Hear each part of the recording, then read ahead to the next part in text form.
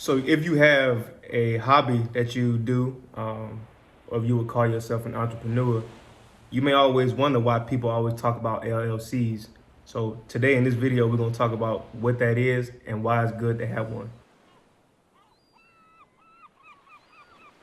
So the first thing is it's good to have an LLC because when it comes time for you to go to the bank and get a business loan to get that capital that you need to get your business actually running, when the bank look at your history, they're gonna see an LLC was formed X amount of years ago. They're gonna see proof of income, all types of documentation. You can be doing a side hustle for 15 years and you can be making good money, but if you have no proof of income, no kind of documentation, no LLC, no business structure, you're not getting that business loan. Once you have that LLC started, one thing you will want to do is get business credit in the name of that business. So that is something completely separate from your personal credit. You can have an 800 credit score. When you go to the bank as an LLC, wanting to get some kind of loan or financing, they don't care about your personal credit. They want to know what that business has been looking like. They want to look solely at that business. So now you ask the question, what is a limited liability company? A limited liability company, or LLC, is a business structure in the United States whereby the owners are not personally liable for the company's debts or liabilities. Limited liability companies are hybrid entities that combine the characteristics of a corporation with those of a partnership or sole proprietorship. So let's talk about what an LLC is not. A limited liability company is not a separate tax entity like a corporation. Instead, it is what the IRS calls a pass-through entity like a partnership or sole proprietorship. The LLC itself does not pay federal income taxes, but some states do charge the LLC itself a tax. The IRS treats one-member LLCs as sole proprietorships for tax purposes. This means that the LLC itself does not pay taxes and does not have to file a return with the IRS. As a sole owner of your LLC, you must report all profits or losses of the LLC on Schedule C and submit it with your 1040 tax return. So then you may be wondering why LLC is so special.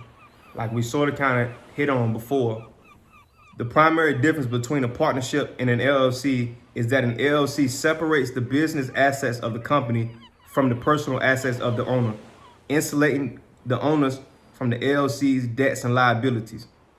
So that is why people love LLCs. This is something important to note.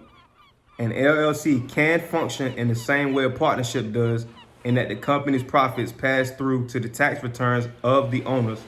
Losses can be used to offset other income, but only up to the amount invested.